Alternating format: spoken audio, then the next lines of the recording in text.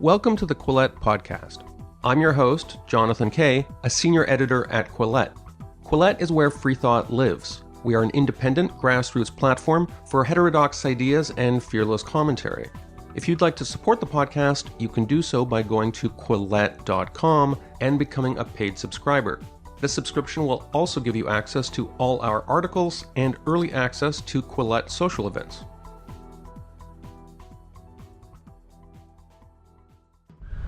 A black boy dead in the street, shot by a white policeman. This was an execution. This was an assassination. It was 4.5 hours before they finally removed the body. It's like they left the body out there as a warning for us. To this day, there are people who blame Ferguson Market for Michael Brown's death. I want your hands all the way up because this is how he was when he got shot, when he got assassinated, when he got executed. When everybody gets to go home, we stay black, homie. Ferguson is a microcosm of this country. White cop, black kid, absolutely. Race played a significant part of the reaction. What happened in Ferguson was more about America, the very same America that would explode in 2020, where every black was George Floyd and every cop was Derek Chauvin. Welcome to the Quillette podcast. I'm Jonathan Kay. That voice you just heard is that of Shelby Steele, who has been producing influential books and articles about race for decades. His latest project, with his filmmaker son Eli Steele, is What Killed Michael Brown, a film that looks at the August 9th, 2014 shooting of Michael Brown Jr., an 18-year-old black man, by police officer Darren Wilson in Ferguson, Missouri. In the popular imagination, that shooting, and the violence that followed, was seen as a symbol of American racism. Yet, as Steele notes in his film, Wilson was actually cleared of criminal wrongdoing. Despite enormous political pressure to bring Wilson up on criminal charges, the U.S. Department of Justice concluded that Wilson had shot Brown in self-defense. In his new film, Shelby and Eli Steele examine how the events of August 2014 have been contorted to suit political agendas in a way that grimly foreshadowed the race politics of 2020. This week, I spoke with Shelby Steele by phone about his movie. Here are excerpts from our conversation. In the film, you talk about the difference between poetic truth and objective truth. And much of the film, the narrative is driven by the tension between those two things. Can you tell me what you mean by the poetic truth of an incident or a controversy? We were attracted to look in more depth into the Michael Brown shooting because it seemed such a vivid example of poetic truth, what I call poetic truth, which is the version of an event that serves really one's need for power. Something happens. When you then talk about it to others, you modify what really happened, what the objective truth was. You modify it to serve your political point of view, your ideology, your need for power, and so forth. It's put to a purpose, to an end, to accomplish something for you, rather than give you the objective truth. On the other side of the narrative, is there a poetic truth about the United States itself as a land of equality and perfect freedom that is part of the problem? The poetic truth is a justification. I will come up with a poetic truth when I'm trying to justify something that I already know I want to do. Grab for power, run for office. To justify that, I will give you a version of the truth that is my poetic license, my molding it to serve whatever it is that I want. The idea of America as sort of a poetic vision is different than that. It's not a manipulation. It's an aspiration. Yes, an ideal. That's very different than the poetic truth, which is a much more cynical reshaping of reality in a way that really serves me in some very concrete way. A shocking part of your movie where you're talking about somebody who, the point where he was turned off of the Michael Brown protests is when he heard somebody say, F. Martin Luther King. It brought home the fact that the urge to construct a poetic truth about what was happening required people to choose between their poetic truth about Michael Brown and the whole civil rights idea of equality and racial equality and aspiring toward integration and harmony. Is this a shocking thing to hear people reject someone like Martin Luther King in such explicit terms? Yes and no. When you look at the protests that surrounded the Michael Brown shooting, and you look at much of the protests that happened all across America this past summer, my take on that is that it was driven by the fact that young blacks no longer, ironically, suffer the kind of racial victimization and persecution that their forebears did, people of the King generation, people like my parents and so forth. They truly lived in a segregated society that persecuted them, limited their possibilities, tried to stunt their lives in every way possible throughout their life. And so their movement had the profundity and the authenticity of genuine, true rebellion against a corrupt authority. And so, in that sense, it was a beautiful thing.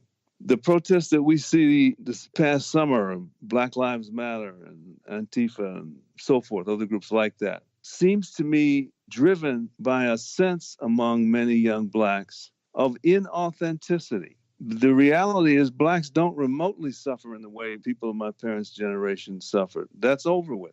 You're free to do anything you want, make any kind of a life you want, become a billionaire, become the president of the United States. Then if blackness and black pride is defined as struggling with victimization, young people today feel they're not victimized. So they're, again, struggling, I think, with what I call the angst of inauthenticity. They feel very thinly black, like they're not really truly black. They're not the real deal. And so their protest is really much more driven by that than by any racism in the society. Where's the racism? It tells me that, again, their larger problem has to do with living with being made accountable to a black identity grounded in victimization that they're never going to know anything about. And yet they want to identify as black, want to be proud and so forth. And so they're caught in this sort of space where they have no way out. And so Poetic Truth becomes a favorite mechanism, I think, of this generation to sort of retell the Michael Brown shooting as though it's an instance of horrific racism. White cop shoots 7 shots in the body of a black teenager. It duplicates that ugly history. Then for at least a moment, dwelling inside that poetic truth, they can feel authentically black. I'm kind of embarrassed to admit that until I saw your movie, I kind of casually assumed that the Michael Brown narrative was the poetic narrative. That is to say, it was a racist incident, kind of a murder in cold blood. Despite all the research you've done and this movie you've put together, do people express shock or even offense when you tell them that the Michael Brown shooting was not an act of racism? As I say it, it feels like a forbidden thing to say. Well, you're getting right into the area of our big cultural divide, our polarization in America today. People on the left are shocked and think that what Poetic Truth is, to call it Poetic Truth, is a very cynical thing to do. People on the right are much clear-headed about it. Don't believe racism is what killed Michael Brown. Our hope in the film was to say that our real hope for a better America, better race relations, is in the objective truth. Then we'll get somewhere, not in the poetic truth. But you're right. The media in America and so are all excited about the possibility of the poetic truth being really true, that there really is systemic racism in the United States that's still stunting the lives, persecuting black people. There's almost a joy they take in that poetic truth. It could not be farther from the objective truth, which is that blacks have never been freer, never had more opportunity. The society has changed. It's not the society of Martin Luther King that was comfortably, smugly racist. America today has made racism the number one unforgivable sin. I'm guessing it would have surprised you to know as you were making the film. Would it have shocked you to know that you would be releasing the movie into the aftermath of national protests and, in some cases, violent riots that made the Michael Brown protests look small by comparison? 30 years ago, I did a documentary for Frontline on the murder of a black teenager, Yusuf Hawkins, in Bensonhurst, New York. And it's interesting because you describe that as a very clear-cut act of homicide. Right. This young man and his friends were attacked by a group of white kids in Bensonhurst, sort of the world I grew up in myself, so I know what it was like. He was in the wrong place at the wrong time, as far as they were concerned. Blacks should not be there and walking on that street at that time. A fight broke out, a gunshot was fired, it killed Yusuf Hawkins. Clearly, there was a racial motive. It was, again, Al Sharpton that sort of discovered this formula for power, that in a society guilty about the way it has treated blacks for 4 centuries, when you kill a black kid this way, then the moral power, the moral authority goes to the victim and to all the people who have good wishes for the victim. And so an event like this, it's just dripping with power. It furthered the argument that America has still not gotten over its racism. And so I can take the killing of Yusuf Hawkins or the killing of Michael Brown, and I can go into my job and I can say, we don't have enough diversity here. We don't have enough inclusion here. This society is racially sick, and we've got to heal it. You've got to begin to change your institution to pursue those goals. So it's not about Michael Brown. It's not about Yusuf Hawkins. It's about the power it gives what we call in America the grievance industry, which is huge, wealthy, and powerful. And it has enormous influence in almost every major American institution, even in the corporate world. It now has tremendous power in reshaping how business is done in the United States. It may seem as though the death of Michael Brown is unrelated to anything else, but it isn't. It's of a fabric of power in America. And now a message from Blinkist, the app that distills the essence from over 4,000 best-selling nonfiction books and brings them to you in 15-minute text and audio explainers. As part of my job at Quillette, I need to be conversant about what books my readers and listeners are talking about, in part because a lot of the authors of those books end up on this podcast. But life is busy. Blinkist lets me dive into a topic quickly and find out how to deploy my reading time best. Blinkist also has teamed up with popular podcast creators to blink those podcasts for you too. And yes, the company uses the word blink as a verb like that. It's a thing. By blinking a podcast, using a feature called shortcasts, you can get to the heart of an episode quickly, complete with high-quality audio. You can jump right in on the go during your commute, at the gym, around the house, or even download to listen offline. 15 million people are already using Blinkist to broaden their knowledge in 27 nonfiction categories, including self-improvement, personal growth, management, leadership, and mindfulness. And like I've told you before, the length of a typical Blinkist abridgment is just 15 minutes, about the length of time it takes me to walk my dog. Some of my recent favorites include The Mosquito, A Human History of Our Deadliest Predator by Timothy C. Weingard, Becoming by Michelle Obama, and The AI Economy by Roger Bootle. Right now, Blinkist has a special offer just for our audience. Go to Blinkist.com/Quillette to start your free 7-day trial and get 25% off a Blinkist premium membership. That's Blinkist, Blinkist, Blinkist.com/Quillette to get 25% off and a 7-day free trial. Blinkist.com/Quillette. And now, back to our podcast. You make the comparison between Al Sharpton and Eric Holder, who, of course, was dispatched by Barack Obama. I think he went personally to Ferguson and very much was identified with the investigation of what happened. He was a judge. He was a lawyer for many years, attorney general.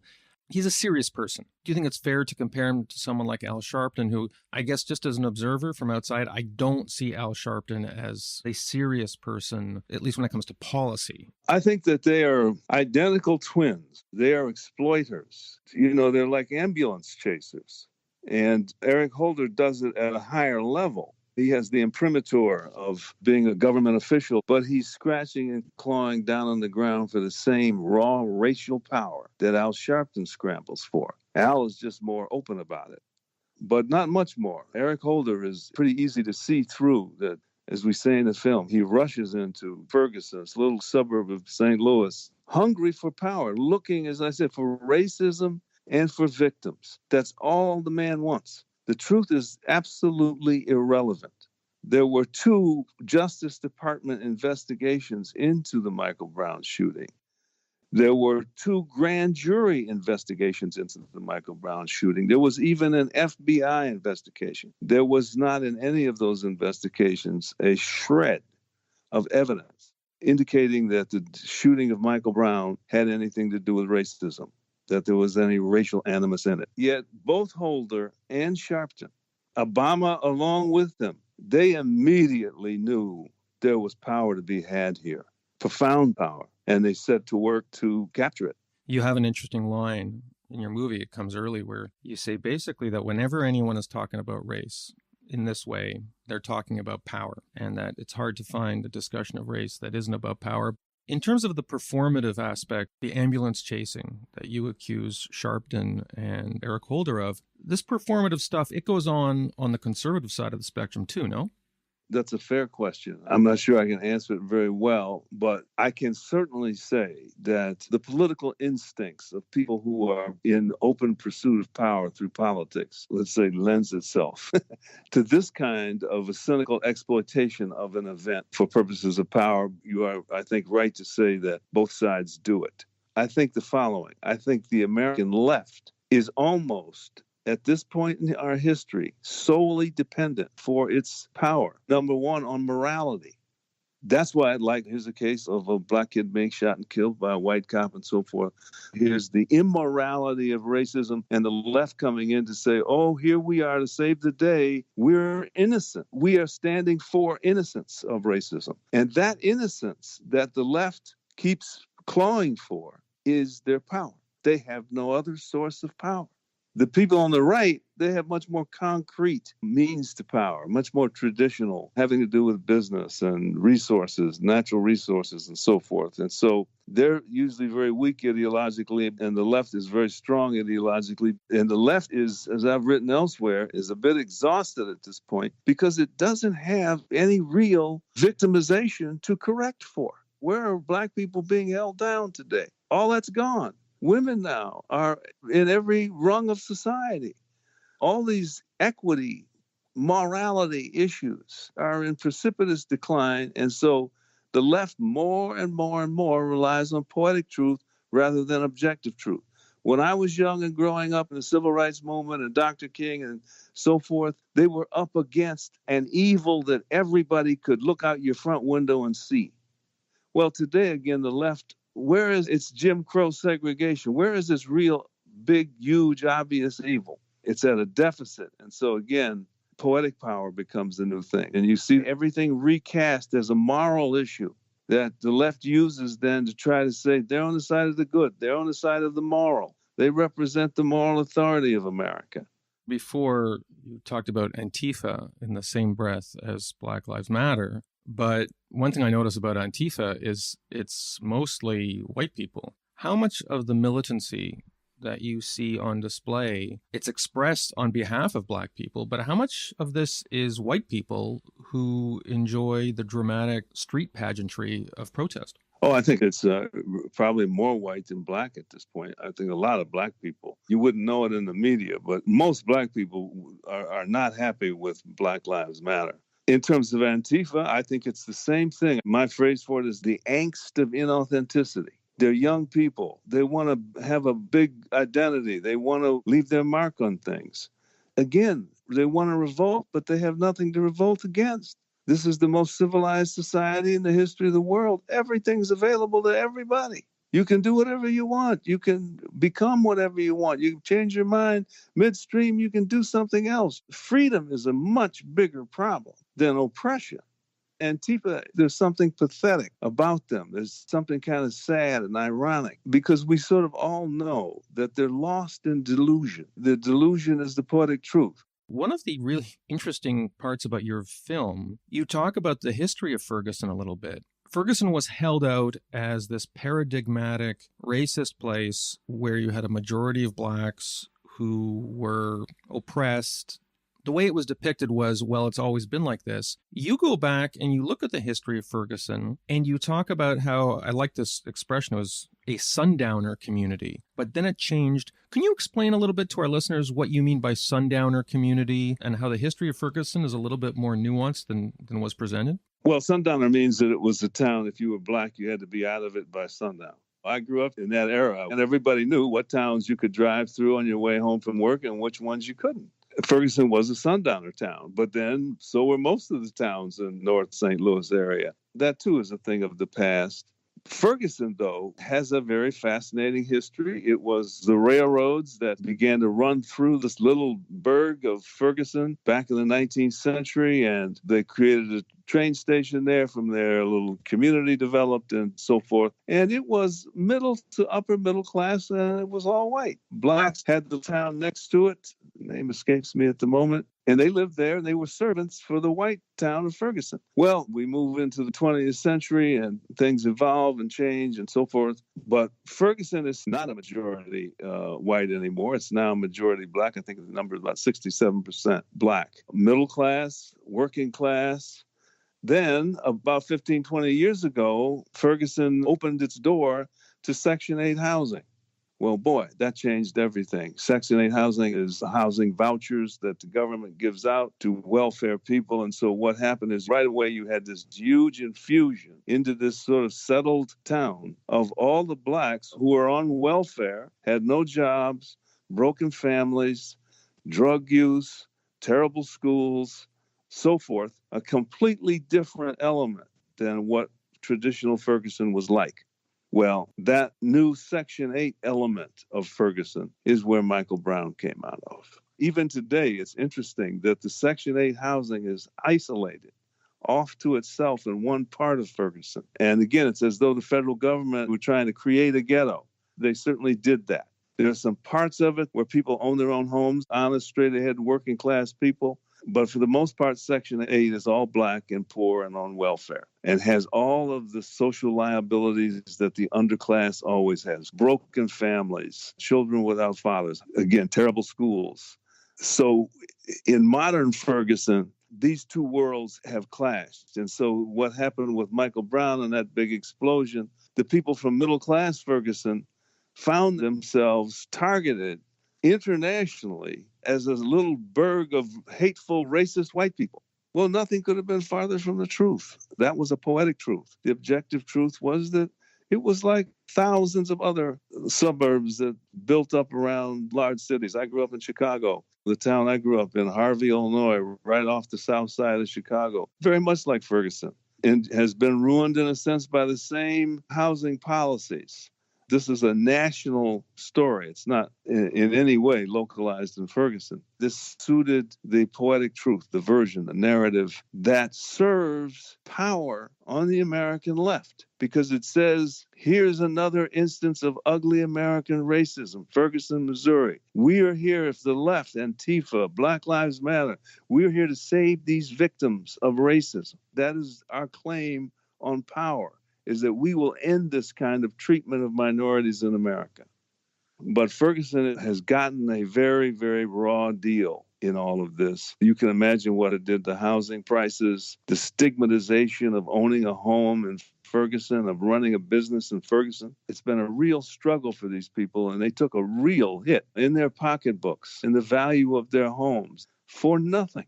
They were innocent. But the poetic truth was so powerful, so seductive, that Ferguson was sacrificed, in a sense, to the poetic truth. This episode is brought to you by Magic Spoon cereal.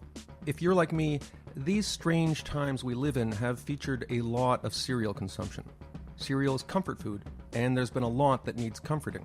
But what if I told you that breakfast cereal, one of the best parts of being a kid when most of us didn't have to worry about fitness and calorie intake, could be great comfort food without all that sugar and carbs?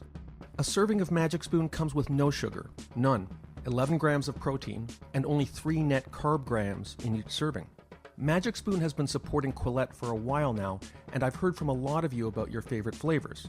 You can choose from the best-selling cocoa, fruity, frosted, and blueberry flavors, plus brand new flavors including cinnamon and peanut butter.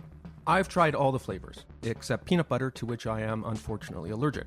They taste amazing, almost too good to be true, but the numbers are right there on the box, and those numbers are real.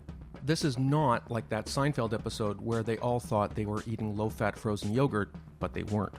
Go to magicspoon.com/Quillette to build your own custom variety box and try it today. And be sure to use our promo code Quillette at checkout to get free shipping. And Magic Spoon is so confident in their product, it's backed with what they call a 100% happiness guarantee. No one has the power to guarantee human happiness, of course, but the upshot is that if you don't like this cereal for any reason, they'll refund your money, no questions asked. That's magicspoon.com/Quillette and use the code Quillette for free shipping. And now, back to our podcast. Your son worked with you on this film. It's interesting because you tell the story about your own parents, and it sounds like you found your own parents' civil rights efforts to be inspiring, but I think you yourself took a different path because of the way the culture moved. I think you regarded as something of a dissident essayist because you push back against the dominant mainstream narrative. And yet your own son and you, the fact that you were able to make a movie together suggests that you see the world in at least partially the same way. Has he inherited your worldview, or do you two challenge each other in terms of the way you see the world around you? Well, he is my son, so he certainly has a good idea of what and why I think as I do. I think we certainly do agree on most fundamental things. And yet he has his own take. He's my sort of eyes and ears, has a broader take on the culture than I do as somebody who's much older. I listen to him very carefully. He's a grown man in his own right. I'm surprised by the things that he thinks and says all the time. In terms of constructing the film, we talked endlessly, one section at a time. Sometimes we'd agree to disagree. Much of the time we wouldn't. But he is certainly his own man, and I count on that. We challenge each other, but we can be very playful about it. It is truly a film that is the result of our collaboration. Was there stuff that ended up on the cutting room floor because you just couldn't agree on it? No, not that I remember at all. Let me ask you about this thing that happened. I'm not even sure you're aware of it. This thing at Bucknell University in Pennsylvania. There was going to be a showing of your film and a discussion. The discussion was cast as, does systemic racism exist? There was a controversy about whether the event should proceed. What was interesting about it, and this was covered in the media, there's a website called College Fix that covered the details. There was a guy who on the message boards at the university got really animated about it on the social justice side and wanted the event shut down. He was a white guy. Are you used to white people trying to shut you down in the name of racial social justice? I wrote a book called White Guilt. It is common. But, you know, when he wants to shut me down, think of all the brownie points he thinks he's getting with black people. I shut Shelby Steele down. That's how devoted to you as a black person I am. I see your enemies maybe even more clearly than you do. He's an enemy. You watch out for him. That's kind of condescending, though. It's certainly condescending. His motivation is to assert and establish his own racial innocence. And he's really saying, look how innocent I am. I'm going to keep this guy from speaking. I'm taking care of you. That's how free of racism I am. You know, white liberals are in this mindless competition for innocence. Blacks don't know what to do with them half the time. It's like you're more passionate than I am, and I'm black, and you're white. But again, it's a measure of how inauthentic they feel, how without moral authority they feel. And they want to know who they are, and they want to think of themselves as people on the side of the good. What they end up doing is exploiting black people far worse than the segregationists of the South in the era that I grew up in. Others have said I would take that segregationist any day of the week. He'd call me the N-word, but then he'd leave me alone.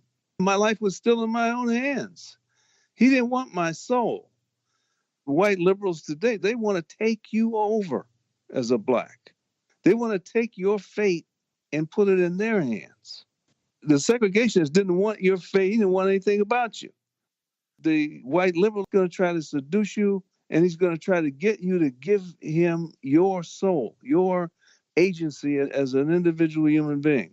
White guilt is one of the ugliest, most pernicious social forces. Black people have won We won our points back in the 60s. We got 3 civil rights bills. It's against the law to discriminate against us. We're free. White people have lost their innocence. They lost their innocence in the 60s because they had to admit they had oppressed blacks for 4 centuries. So since that time, they have lived under an accusation of being immoral, of being racist, and being in collusion with the ugly, bigoted America of slavery and Jim Crow and so forth. And they will do anything, just go along with any poetic truth in order to get out from under that accusation. That's what white guilt is. It's not real guilt. It's simply the terror of being seen as a racist. That is something that white America at this point simply does not have under control. They will do anything. They'll sell their mother down the river to not be seen as a racist. And if you are seen as a racist, you are extinguished from decent society. Shelby Steele is an American author, columnist, and documentary filmmaker. His new film is called What Killed Michael Brown and is directed by his filmmaker son, Eli Steele. Mr. Steele, thank you so much for being on the Quillette podcast. Thank you so much for having me. I appreciate it. Thank you for listening to this episode of the Quillette podcast. Quillette is where free thought lives. We are an independent grassroots platform for heterodox ideas and fearless commentary. If you'd like to support the podcast, you can do so by going to Quillette.com and becoming a paid subscriber. This subscription will also give you access to all our articles and early access to Quillette social events.